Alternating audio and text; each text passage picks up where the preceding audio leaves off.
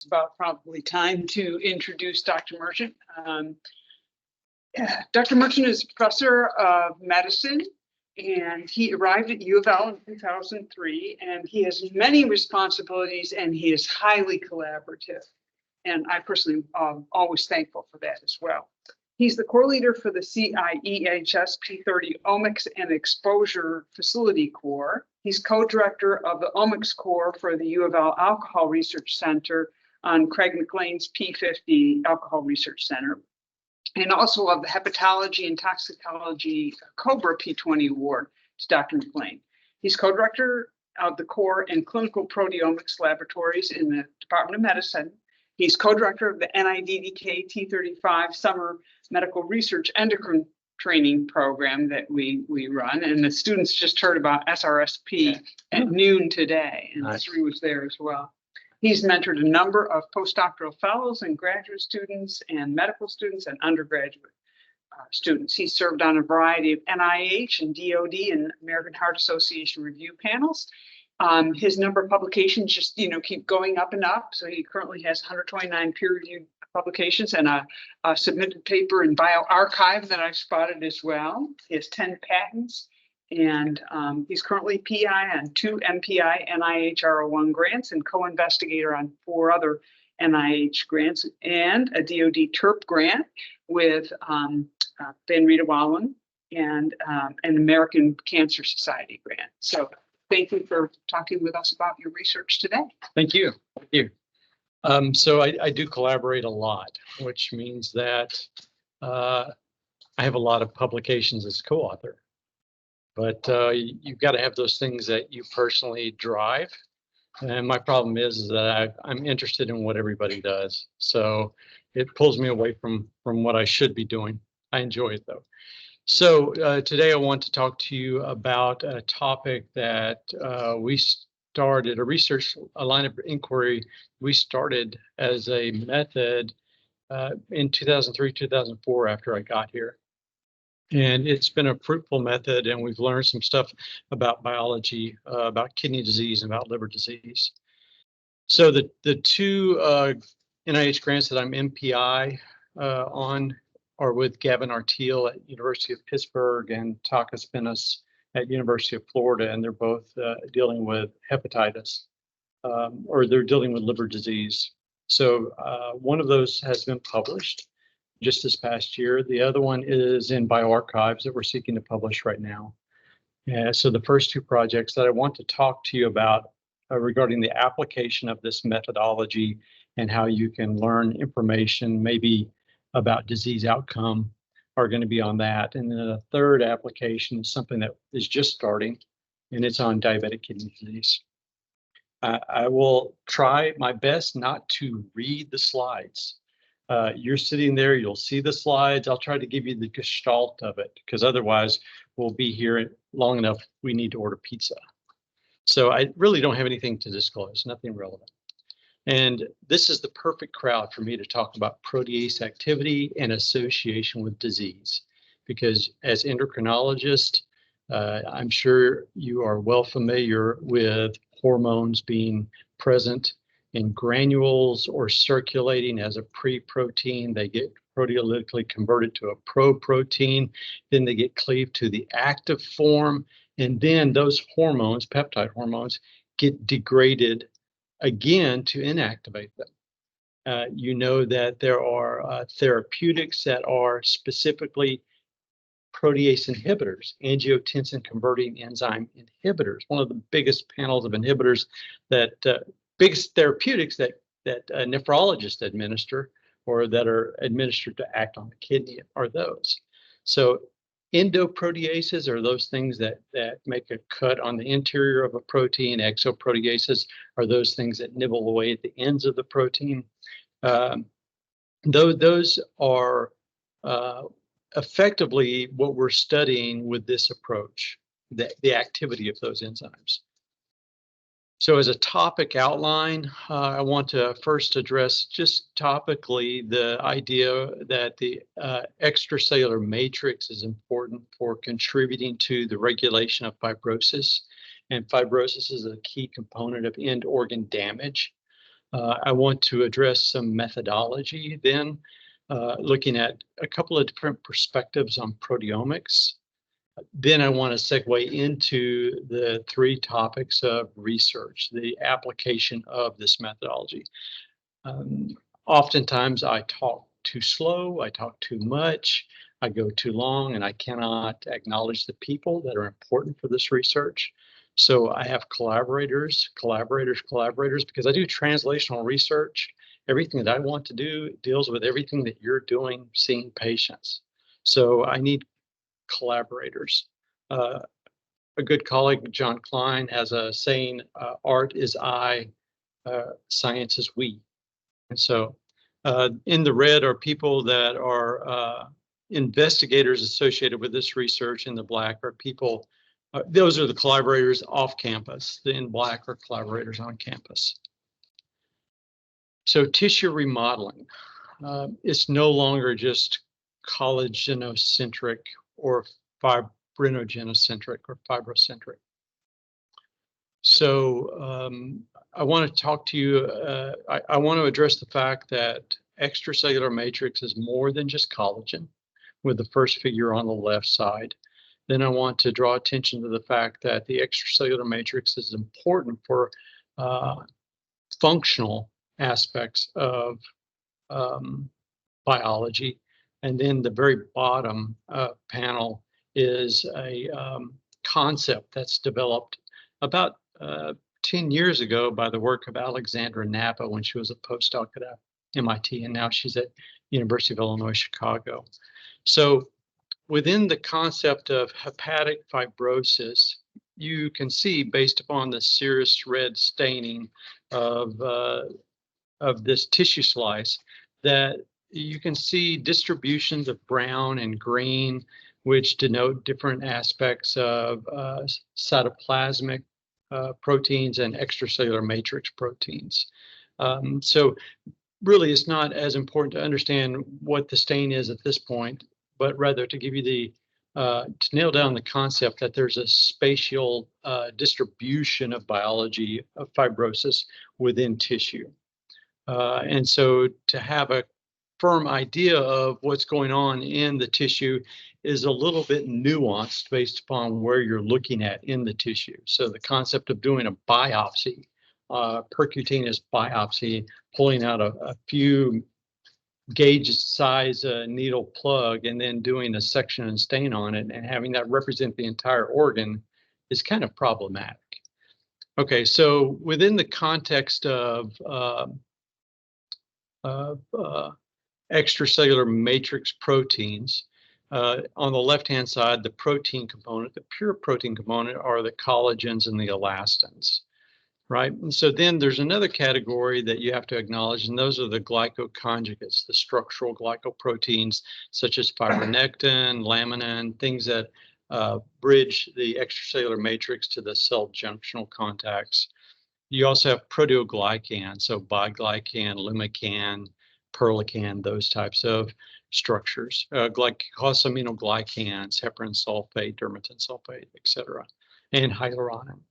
So there is a dispersity to the type of proteins that are found outside of a cell. They are fine-tuned for a specific bioactive role, right?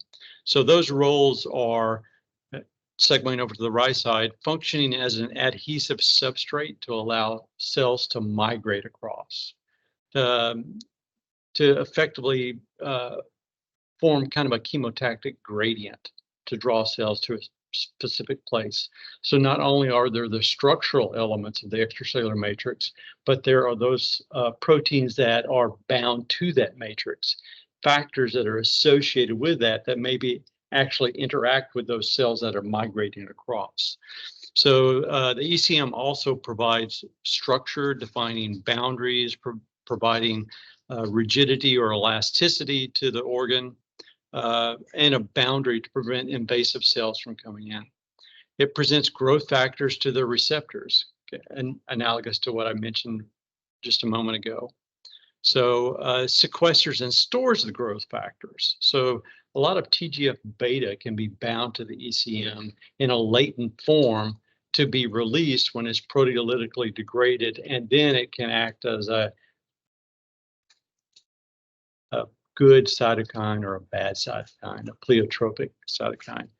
And then lastly, there's the aspect of the extracellular matrix where it senses and transduces kind of mechanical force.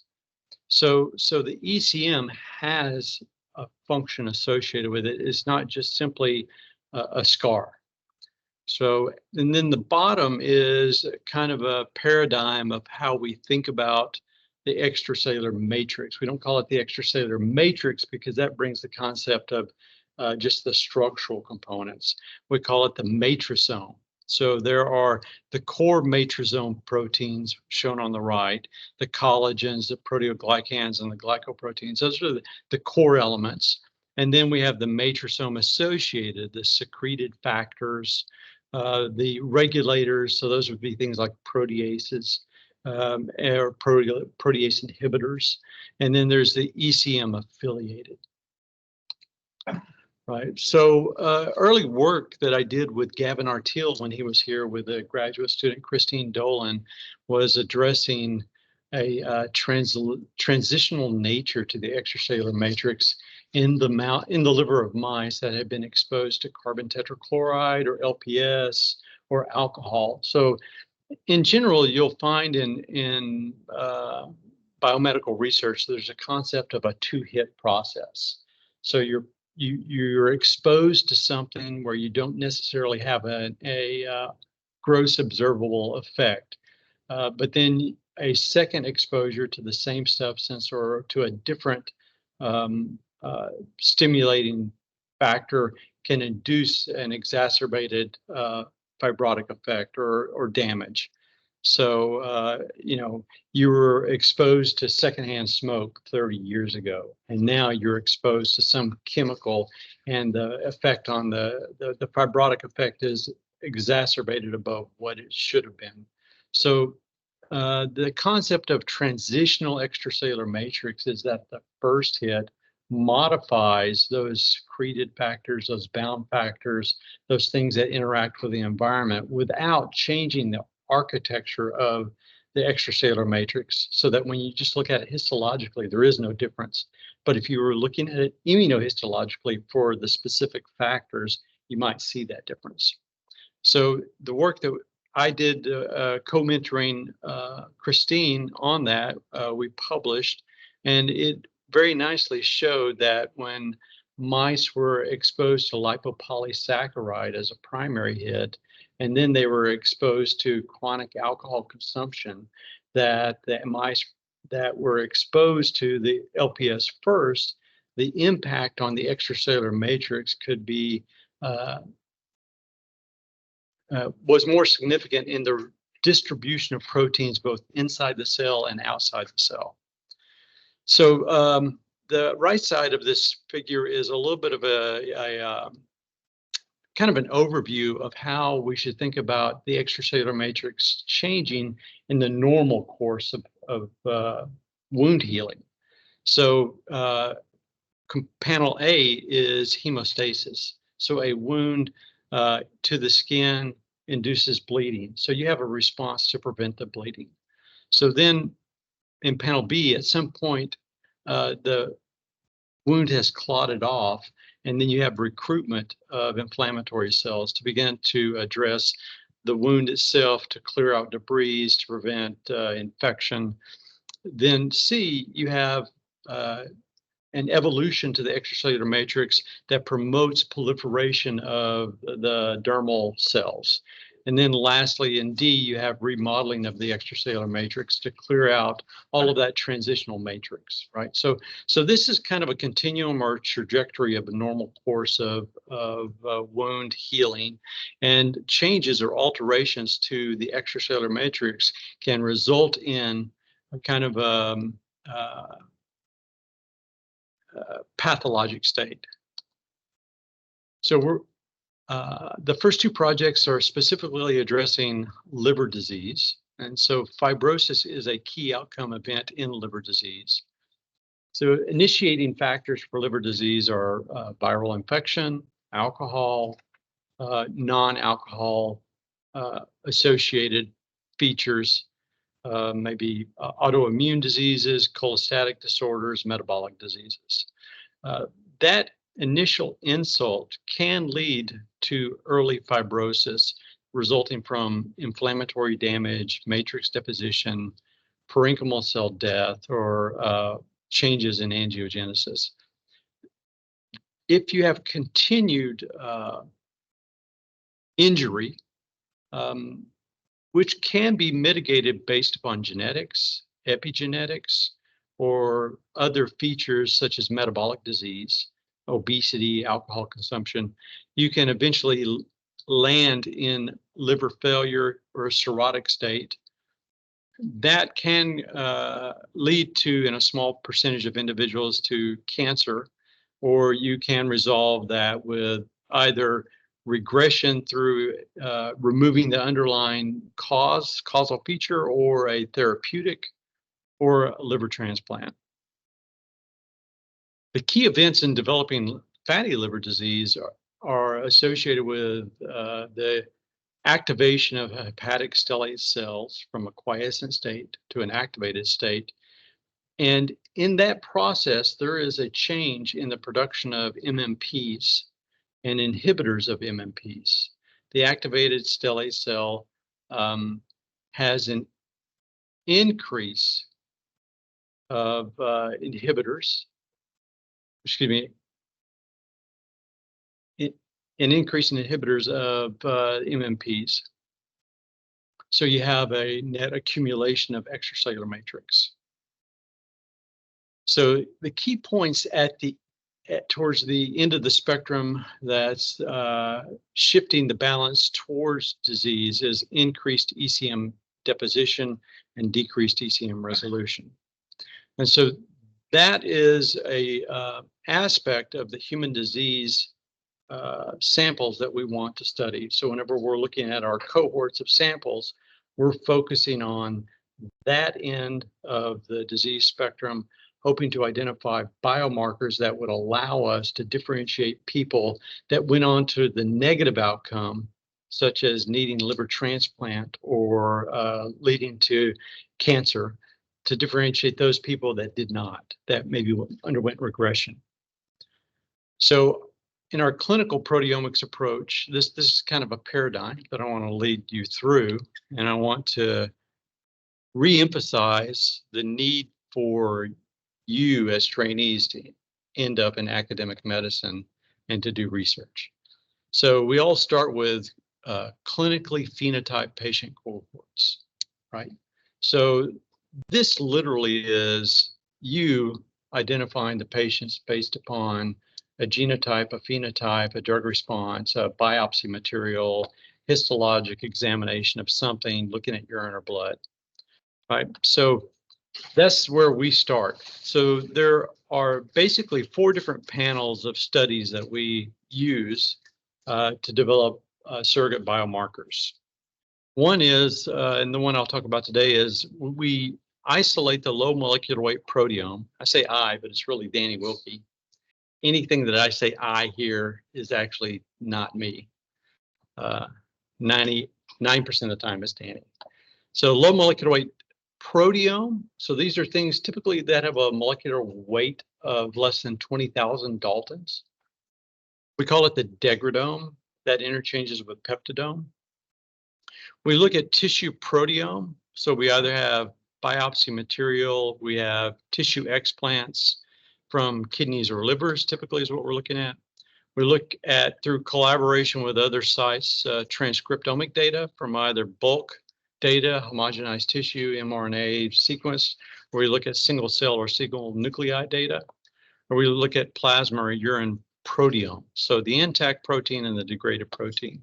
And our goal is to identify a patient-specific target engagement biomarker, something that could be used to identify prognostically where that individual is going to end up, or it's going to be used to identify a therapeutic that that individual would most likely respond to. So patient classification and outcome is what we're interested in. So a standard proteomics workflow is to have some samples, to convert the samples using a protease, converting it to peptides, to analyze it by mass spectrometry, although there are other approaches using antibodies that are becoming popular.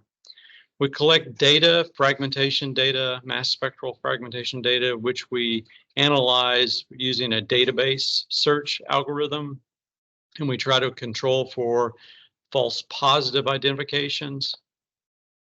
Then we take those things that we've identified and we extract characteristics of those particular things out of our database to get some relative quantification. And from that, from the identity and the amount, we try to infer some sort of biologic interpretation. I need to mention to you top-down proteomics, and I need you to understand the difference between the previous one, which is bottom-up proteomics versus top-down proteomics. Bottom-up proteomics relies upon proteolysis of your samples.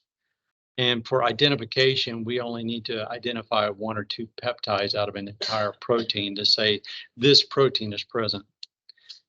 That ignores the entire rest of that protein, which is incredibly important. So take you, for instance, your peptide hormones.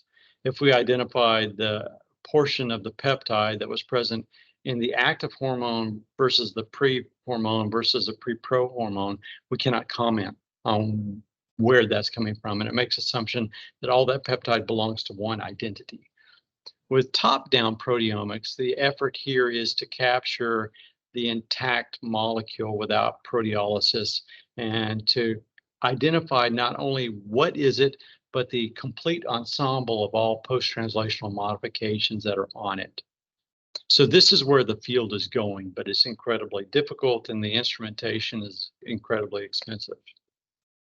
So in our degradomic studies, we actually do a hybrid of those two approaches. We collect our sample, we do not proteolyze, but because it's already been proteolyzed effectively as a result of the conditional biology of the individual, it's small enough that we can analyze it with our instrumentation now.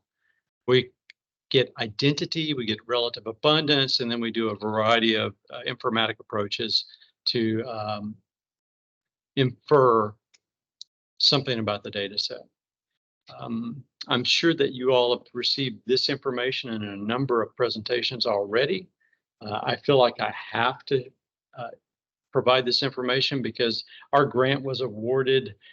One of the data sets I'm going to talk to you today is about post-liver transplant NASH reoccurrence. And at the time it was funded, NASH was a real word. However, NASH is no longer acceptable because alcoholic is a pejorative term and we don't use that. So it's either MASH or MASL, right? So please be aware that steatotic liver disease and the various versions of that are new terms that you will see. So case 1 is leveraging the degradome for disease outcomes, predicting 90-day mortality in moderate and severe alcoholic hepatitis. So with alcoholic hepatitis, you know that there's a spectrum, there's a process, right? And there's a diminishing number of individuals that progress, and there's very little information available to understand who will progress.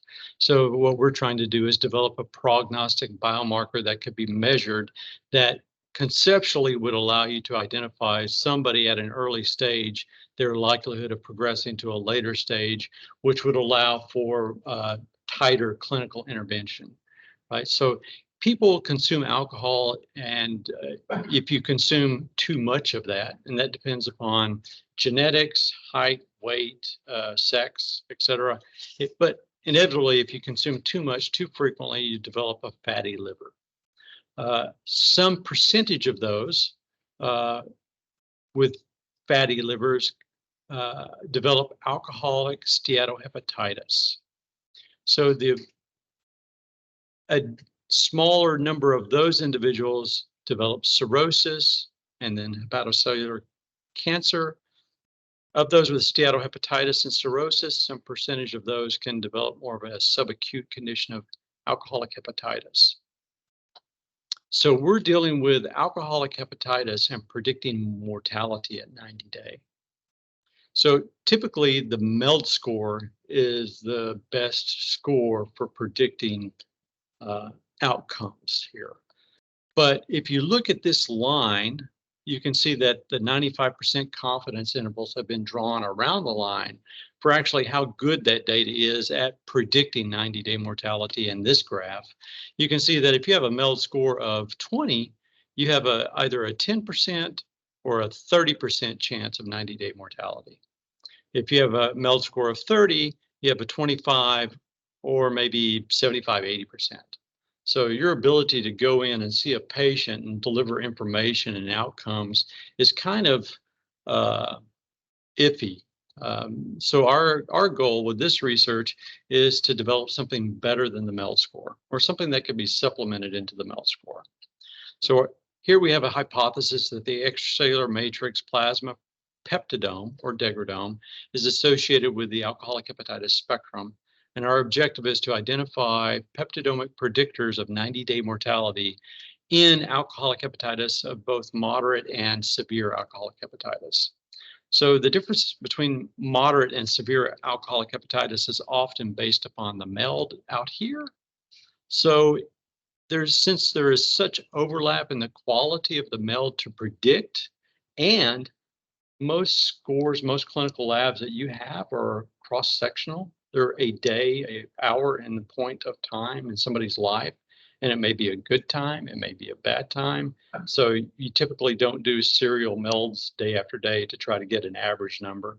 So our study, we looked at a cohort of individuals that came out of some clinical trials that Craig McLean was participating in a consortium, a national consortium. We had a total of 70 individuals. The participants in the studies, we had 63, but one had no clinical data, so we excluded them. Of the participants in those studies, we had 62 individuals that were available for us to use for our studies. These are samples and data that went into a categorical analysis, a t-test and ANOVA. This arm was more of the arm where we predicted mortality. So this arm over here was to tell us about changes that were taking place in the plasma degradome of these people, how we could differentiate the two groups.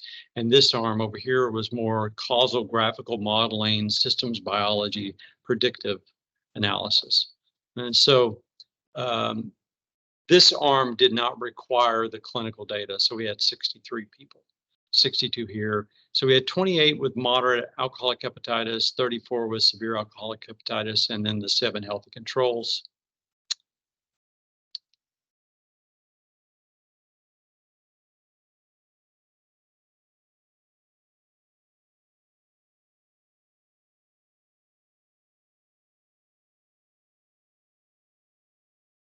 So here's the paradigm for the peptidomic study. We have our patient population.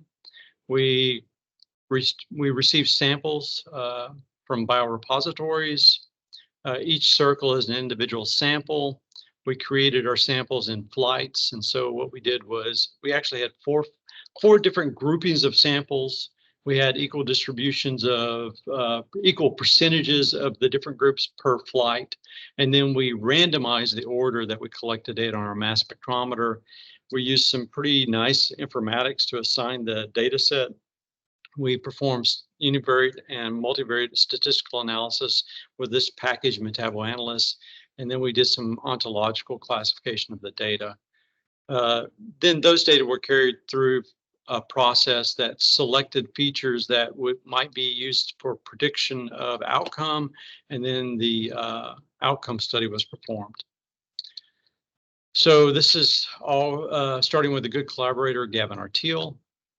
So these are volcano plots for the peptidome, where initially our patient cohort included mild alcoholic hepatitis. And when we looked at our data, we were able to see large differences in the peptidome. So this is a volcano plot. Everybody's familiar with what a volcano plot is. The x-axis is a fold change indicator. So if it's increased in group A, it's on the right-hand side. If it's increased in group B, it's on the left side. And then the vertical y-axis is a measure of statistical significance. So it kind of looks like lava coming out of a volcano. And when you're looking for things for like a biomarker study, you're looking for the things that are at the most extreme on the x-axis and as high up as possible on the y-axis. So you have the largest fold changes that are the most statistically significant. And so what we saw was with our mild samples, we had huge differences between the milds and the healthy controls. The moderates and the healthy controls had smaller differences, and the severes had a decent number of differences. So when we looked at the clinical data, we realized the milds all came from one clinical center, whereas the moderates and severes came from 4 different clinical centers. So there's a problem in clinical research with what's called the site effect. Oftentimes, how the sample is collected, how it's stored, as well as even the patient population that comes in can bias studies. So we dropped the milds from further study for that reason.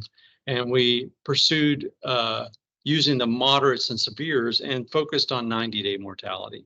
So the univariate and multivariate statistical analysis that we performed demonstrated to us that within people with severe alcoholic hepatitis, the gross differences between the plasma peptidome of the severes and the moderates was the severes had huge numbers of collagen-based peptides in their plasma, which would suggest a significant amount of remodeling of the structural extracellular matrix, whereas the moderates had more fibrinopeptides. So they maybe had more clotting features going on.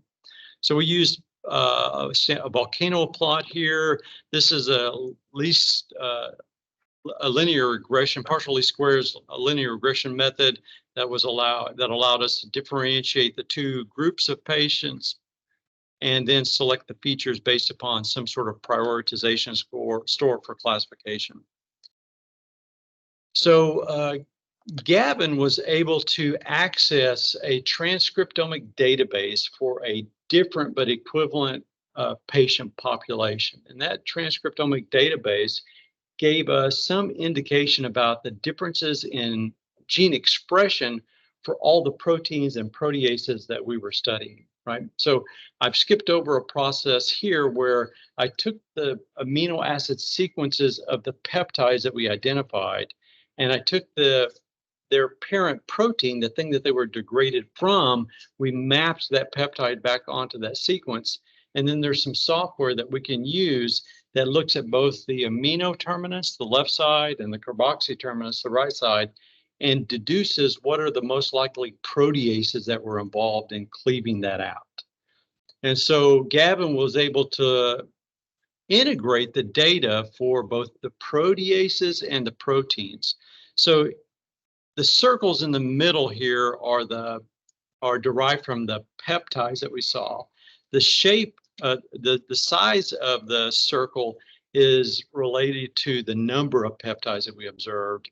The color is related to the fold change between the 2 groups, with severe being in the red and moderate being in the blue. All the other shapes are in relation to the imputed protease, so that you can get an idea of where the majority of activity we found, what proteases were most involved in generating these peptides. And all of this data came from our peptidomic data. So then using the transcriptomic data, we were able to generate a fold change difference on what the effect of severe alcoholic hepatitis was on regulation of that protease. And so calpain 1 was responsible by and far and large for the majority of our peptides, for the largest fraction of our peptides. And according to the transcriptomic data, it was upregulated the most by severe alcoholic hepatitis, or in severe alcoholic hepatitis. So we're interested in, this is freezing again. So we're interested in calpains as a protease that contributes to the regulation of alcoholic hepatitis and progression of disease. So I'm freezing again, sorry. Question at this juncture. So the level of proteases was, I guess, imputed from the mRNA data, if I'm understanding it correctly. So Did you also find, I don't know, peptides to the proteases that you could match and see if that? we found some we found some protease fragments. Yes, we did. But that was not what was used for the abundance of the protease. For the abundance of the protease, we used the transcriptomic data. For the size of that node, we used the imputed proteolytic activity. So calpain 1 was where we fell. So that was all dealing with individual peptides. Before we did anything with mortality analysis, what we had to do was to consolidate our peptides into more of a peptide domain structure. So why is that? Well, it's well known with degradomics and plasma that your plasma peptidome circulates around in endogenous peptidases. So angiotensin converting enzyme is an exoprotease that nibbles off 2 amino acids at the end of proteins. And so that's how it inactivates angiotensin 2. It also inactivates bradykinin. So to do a more thorough assessment and actually reduce the number of comparisons that we were making, what we did was to consolidate our peptidomic data down to regions. So if we had peptides that overlapped each other, so this is the amino acid sequence for mouse collagen 2 alpha 1, and we've mapped onto that mouse plasma collagen 2 alpha 1 fragments. And the blue line is the peptide that was observed. And if there's a box there, that's a post-translational modification that was observed.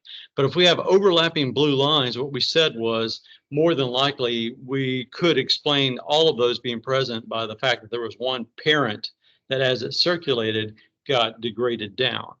So we went through a pretty exhaustive process of doing this.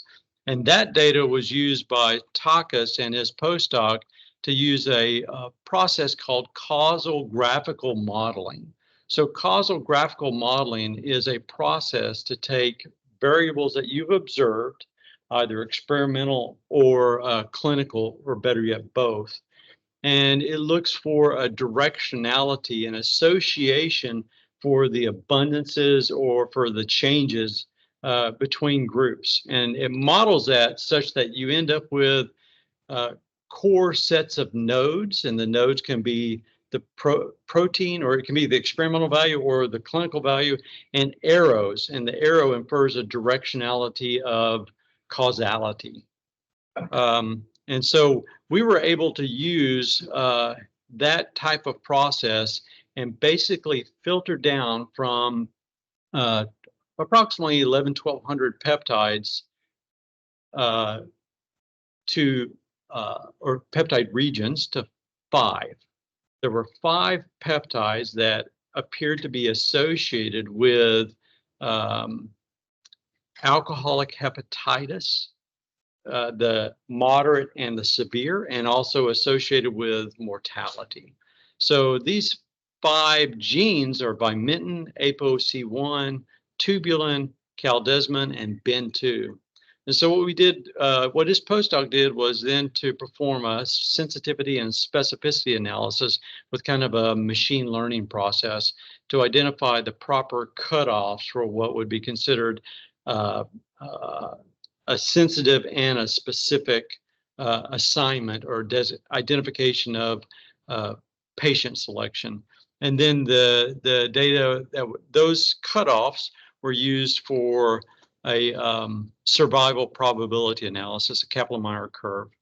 And so what we found was that if we just took those patients' MELD scores alone and used the MELD scores to predict alive and dead, we had a sensitivity, predict mortality at 90 days. The MELD score gave us a sensitivity of 0.73 and a specificity of 0.76. If we just use these 5 peptides alone, actually, we ended up dropping one of the peptides, but this is data with the 5 peptides. our sensitivity was increased to 0.8 and our specificity was increased to 0.92. So just detecting increased abundances of these 5 outperformed the MELD score. And then when the peptides were added to the MELD, there effectively was no improvement.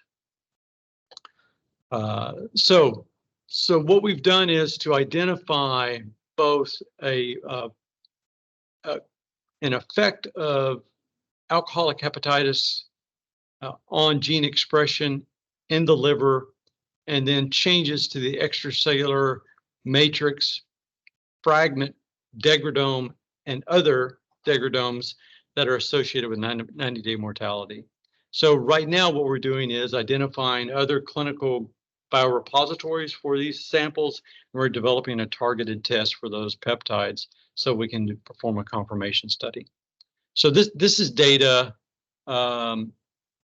that is the transcriptomic data for calpain 1-2. You can see that alcoholic hepatitis, moderate, severe, second category of severe that I'm not going to talk about, that we had elevated expression in the liver. This was compared to ASH, cirrhosis, hepatitis C, NAFLD, and normal. Yes, sir. Is this, when you get this very high score, is that prior to development of some advanced condition, or with those patients that got you? These are all patients that had the advanced condition. They all had. Yeah. Everybody in this group, yeah. Yep. So then you really couldn't treat it or something prior to the getting it, but you could say maybe at some earlier stage in the event that they have it. Yeah, so this is kind of cross-sectional data. So these are liver explants, liver biopsies, and so these are RNA-seq studies on those, and so that represents that point in time of that patient's life. Yeah. But I kind of get what you're saying is that perhaps they had an increased expression earlier on, and this is Yeah, that's always a problem. Yeah. In biomarkers. Yeah. Yeah, But that would be great. That would be great because it could be an even more robust earlier indicator. Yeah. Yeah, yeah. So Gavin's created a calpain 4 knockdown animal, and he's looking at the effect of ethanol and on the wild type and on the knockdown animal, and what he's seeing is with the knockdown, we're seeing increased levels of circulating AST/ALT. So this process is an ongoing study. I don't know what this means for the human data, but to address the mechanistic aspect, we are pursuing that. So I'm going to finish this case and probably not go on to the diabetic case because I talk too slow. Apologies. Okay, so this is something that's in bioRxiv right now, or medRxiv. So if you want to see the entire paper, you can look at it on medRxiv. So we're leveraging the degradome again for clinical outcomes, and this is predicting post-liver transplant NASH reoccurrence. So don't need to tell you this data, but NAFLD or MASLD is increasing, and obesity is increasing, and yes, direct-acting antivirals had a positive effect, but in spite of that, hepatic disease is increasing. So causes of post-liver transplant, MASL. So after liver transplantation, you have immunosuppressant regimens that can affect gene expression. You have changes to energy intake, catabolic state that can affect proteolytic turnover. You have changes in weight gain, sarcopenia, so muscle loss, dyslipidemia, et cetera. So you have a wide spectrum of impact that can result in a post-transplant metabolic syndrome.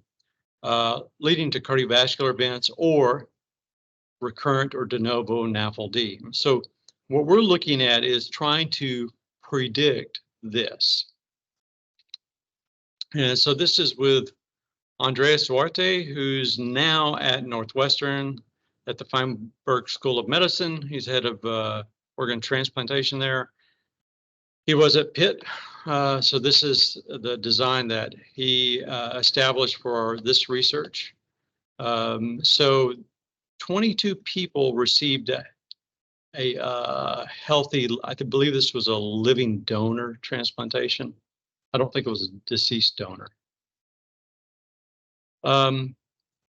There was a baseline pre-liver transplant assessment of the individual where clinical values were collected.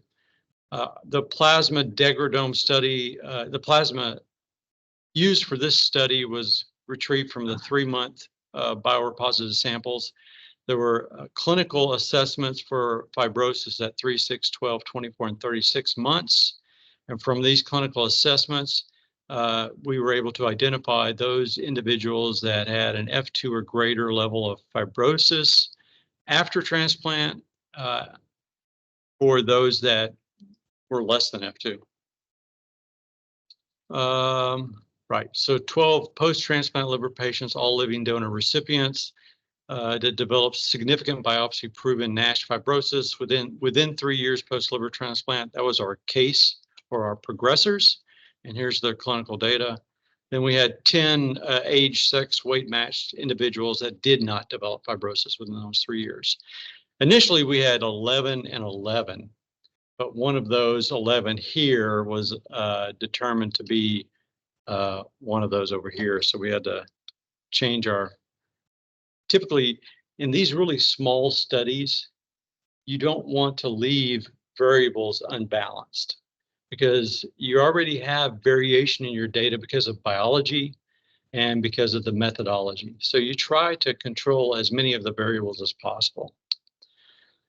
So similar to the data I showed you already, we looked at, we simply had 2 groups here. We looked at, this is a volcano plot illustrating differential abundance of peptides that increased in those without fibrosis, without post-liver transplant fibrosis versus those that developed post-liver transplant fibrosis. A hierarchical clustering heat map shows that we have largely 2 groups of samples, 2 groups of differentially abundant peptides in the top 25 or so peptides, and they were able to sort our samples into 2 groups. However, one of the fibrotics classified with the non-fibrotics based upon the sorting of that little green block in with a red block. So this is a similar mapping of data using Satiscape that Gavin provided us before. All the circles in the middle are illustrative of the parent protein that we saw fragments for. The coloration of those is based upon the differential abundance between the 2 groups, with green being fibrotic and purple being non-fibrotic. Then around that, the size of the circle deals with the number of peptide fragments that we saw. And then surrounding that are the proteases that we imputed through mapping the peptide onto the parent protein. And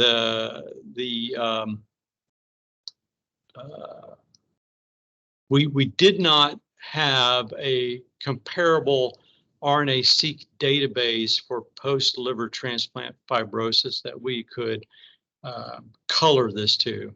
But what you'll see is that our 2 largest sources of proteolytic activity, again, were calpain-1 and MEP1A. And we were able to map out some of the Go molecular functions onto the parent proteins, and that's in the paper. And it's consistent with what our hypothesis was. Wait.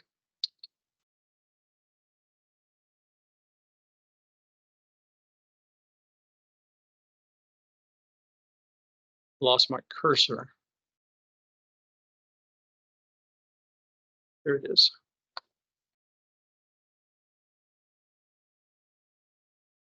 Okay, well, the cursor is going to come eventually, and when it does, I will advance. But what I'll tell you is we took these peptides and we analyzed the data using a database process that allows us to impute protein-protein interactions, right? So you get a list of stuff. The list is exhaustive. It puts you to sleep. You're trying to find the little kernels of information in there to follow along. One of those is to say, is there anything naturally occurring within this data set that should draw my eye? One of those things is, do we have groups of peptides that are coming from proteins that are known to be associated with each other? Because that might support greater attention because there is a focal region of proteolytic activity. Maybe there's a protease that's degrading a pathway somewhere, a metabolic pathway. So within our data set, we had some key drivers of sorting of the data within string, and they were fragments of the extracellular matrix, and those are circled. The blues are collagens, and the yellows are fibrinopeptide fragments. And then the ones that were down in fibrosis were the mitochondrial proteins. So again, we did causal graphical modeling. This is an example of the data that was generated. And actually, the transplant data was published last year. It's the first data set that's in medRxiv. You can go to medRxiv for that. You can look at this PMID for this data. So we looked at both the peptides as well as the clinical data for what is contributing to F2 fibrosis. And because, so there are a group of peptides that are influencing F2 fibrosis that are influenced by sex.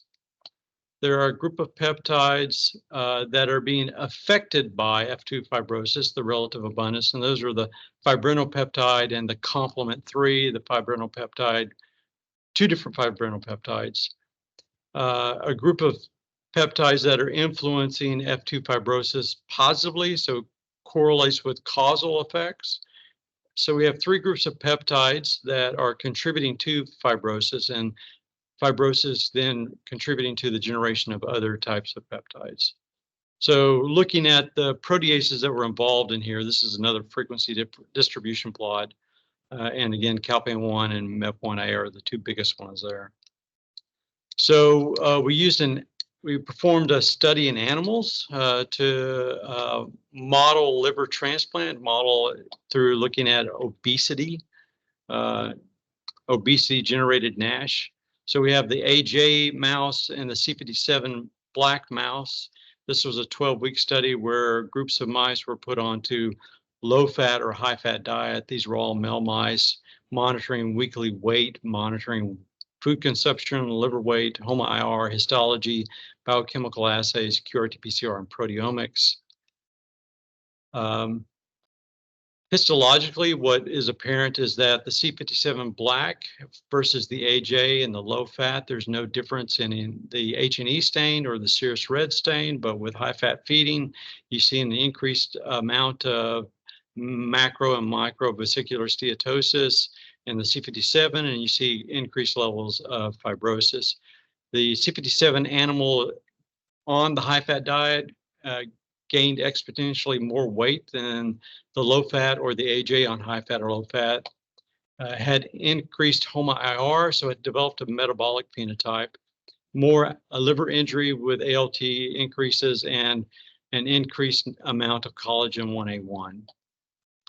So we looked at this animal both from the peptidome level and the proteome level.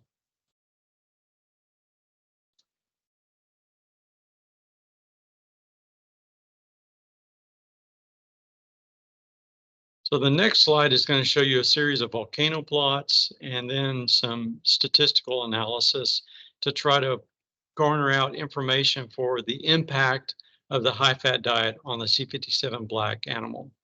So when we initially submitted our grant for funding, one of the reviewers criticized us because they said, you're proposing to use an animal model that you haven't validated or verified as the optimal animal model. So this was an attempt to compare two animal models and select the one that best represented a NASH phenotype.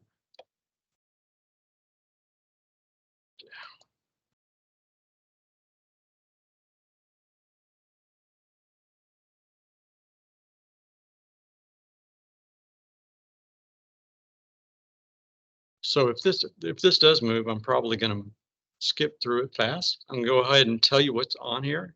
So there are 3 volcano plots. First volcano plot compares the high impact of high-fat diet on the AJ. It's a very bland phenotype. The second one compares the high-fat diet on the C57. Huge changes. 1,600 proteins were different, distributed up and down. And then I looked at the difference between the C57 and the AJ on the high-fat diet. Again, 1,300 changes. So there's a PCA plot looking at how well we're able to differentiate the 4 groups of animals: the high-fat, low-fat on one strain, high-fat, low-fat on the other strain. Then there's the partial least squares plot. There's a heat map plot, and then there's some of the string analyses. So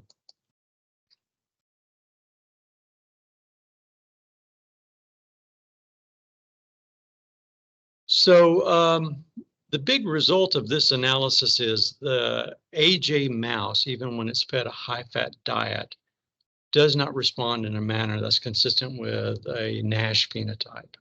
There are some very muted, bland differences there that, upon reading the literature, would be perhaps consistent with experiments that people conduct on primary hepatocytes where they treat with oleic acid versus palmitic acid, where oleic acid is a much more mild toxicity on the mitochondria, and the palmitic acid induces an ER stress as well as a mitotoxicity. When we did look at the differentially abundant proteins in our C57 animal, by far and away, gene ontologically, the proteins were specifically identified as most likely as being liver. So we were coming from a liver proteome. We like that. And then looking at those liver proteome, the largest fraction there was associated with the mitochondrial proteome. And I'm not really sure what I should do here. Should I restart or? Oh, it does. Yeah, it just says Microsoft PowerPoint is not responding. Restart, close, or wait. Hey, there it is. Ta-da. Okay, so one of the things I did to look at the proteome level was to look at the calpains, and they are highest in the C57 black with high-fat diet, so the NASH model. Things that are also elevated under those conditions are things associated with fat metabolism, monoglyceride lipase, fatty acid binding to, lipoprotein binding scavenger, and then some things that were down were associated with other aspects of amino acid metabolism. Right, so we integrated the plasma proteome, the plasma degradome for the patients in the study, and the mouse degradome that I didn't show you the data for. And both the mouse and the human data by far have calpain 1 as the top candidate for having a causality association. This is RT-PCR from the mouse study for calpain 1 and 2 and MEP1A, which matches perfectly with the proteomic data. And then this is actually human data, human RNA-seq data that was published in this data set, the GSE 135251, published in Science Translational Medicine, where they looked at RNA-seq expression, RNA-seq bulk analysis of livers from F0, F1, F2, F3, F4 levels of fibrosis. So no fibrosis, portal fibrosis, no septa, portal fibrosis, few septa, portal fibrosis, many septa, cirrhosis. And we did see a statistically significant difference in calpain 1 and calpain 2 levels between the F0 and the F2. Right, so summary, early degradome predicts NASH fibrosis. There's some good clinical agreement between our preclinical samples, the mouse model, and the clinical samples. Calpain may be a new player, and this is also true for pre-transplant NASH fibrosis. Right, so it is 4:59. So I'm going to stop talking, but I want to throw this out there that I'm starting a collaboration with an epidemiologist at the University of Pittsburgh who's taken over handling of the EDC sample set. And we're going to be using this approach to the degradomic approach to look at early renal function decline, meaning taking samples from people when they had normal renal function, but we know from longitudinal follow-up that they lost renal function progressively fast, very progressive, down to CKD stage 3, which is usually where nephrologists pick up people and start to follow, right? So CKD stage 1, you don't even know about it because it's just not monitored at that level. So anyway, we submitted this grant, got it kicked back. So we've developed a pilot set of data. That's what I've got to show you here. I'm not going to walk through it because for me, it'll take me another 30 minutes to talk about this. But I will say that we're getting some really neat sexual dimorphic responses in our degradome. And we're also seeing degradation products of proteins that are associated with insulin sensitivity and GLP-1 sensitivity. So really cool. Once this matures, I'll be happy to present that as well. So yeah, the Pittsburgh Epidemiology of Diabetes Complications. That's Tina's sample set. So This is also serum. what's cool about this is plasma and urine. So the glomerulus filters things down to about 20,000, but small peptides should be going straight through to the urine. So we're taking paired samples, we're integrating the data, and we're able to tell if what we're seeing is more or less related to the kidney or maybe systemic effects. And we're able to look for prognostic markers. So something that hasn't happened yet won't happen for years down the road. And then we're also looking at sex. And I guess I didn't realize it, but there was a publication that have been coming out the past couple of years that are addressing sexual dimorphism in type 1 diabetes and kidney disease, and it affects men more so than women. And that's exactly what the data we have is showing. I was looking after seeing our data, I started Googling it, and I'm like, holy crap, pretty cool. So if you have samples, this design, working with people at Pittsburgh for pancreatitis, another sample set for a different non-pancreas, non-hepatic scenario, but it's a fairly robust and a fairly fast process. For me, for Danny, it takes a little bit of time. So as a resident, talk to your faculty if you have to do a project. And a pilot study of 10-15 is a really good pilot study. You might actually see something. I like the pancreas because it's a bag of enzymes, right? And so if you have insult on the pancreas, you should expect to see proteolytic degradation products. And that's exactly what we saw with the other people. So, all right, well, I'll stop here and say thank you for your time.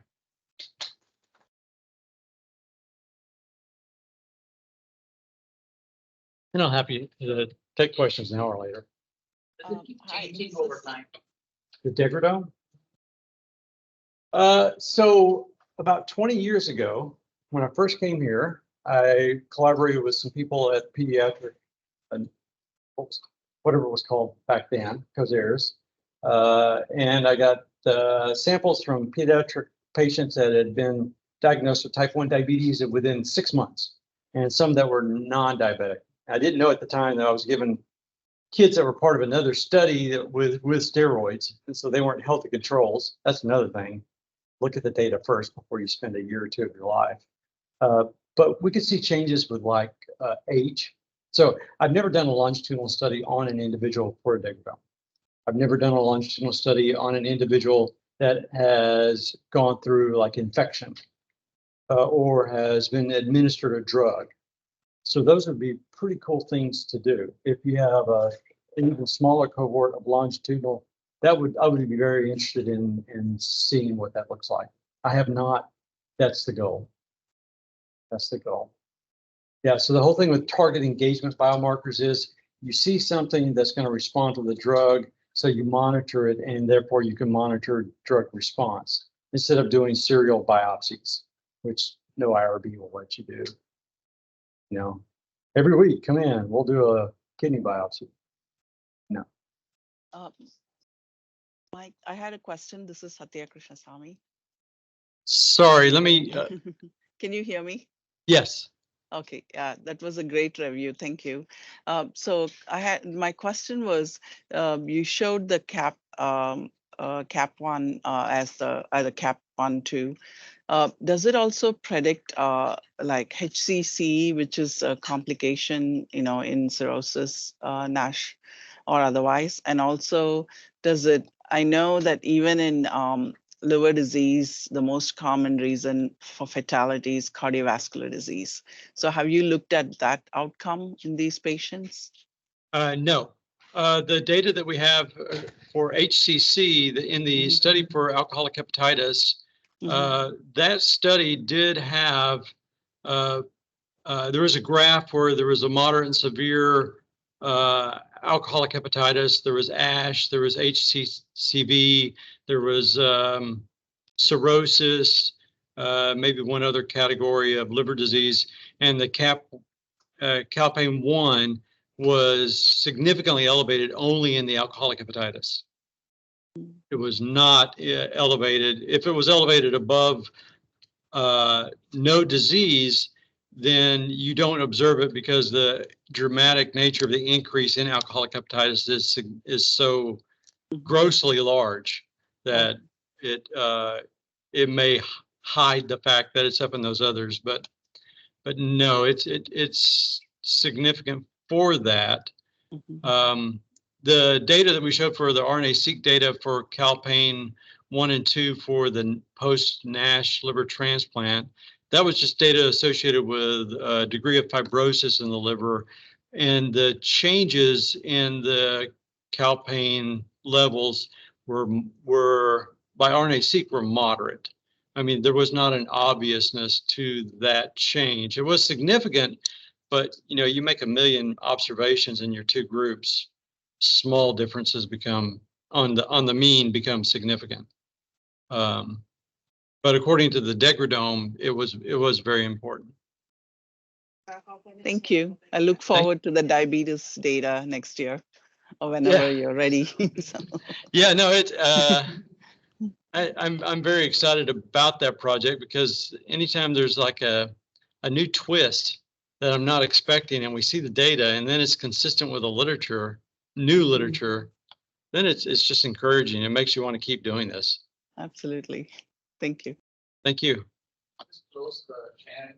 There may be questions on the chat. Chat. Whoops. Chat. Sorry, Kelly provided the CME code. I do have that on my last of my slides, but I could never get to it.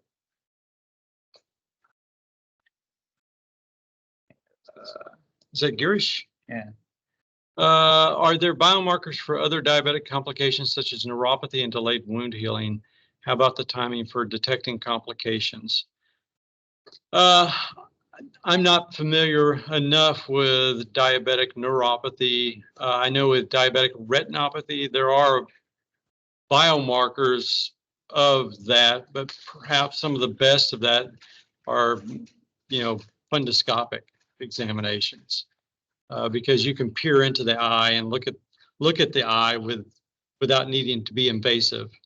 As far as delayed wound healing, that's a literature I'm not familiar enough with, but with Tina's data set, we're proposing to do hundreds, 400 or 500 samples, male, female, different degrees of diabetes. And they have longitudinal follow-up for all of that. So I will look into that. Thank you, Girish.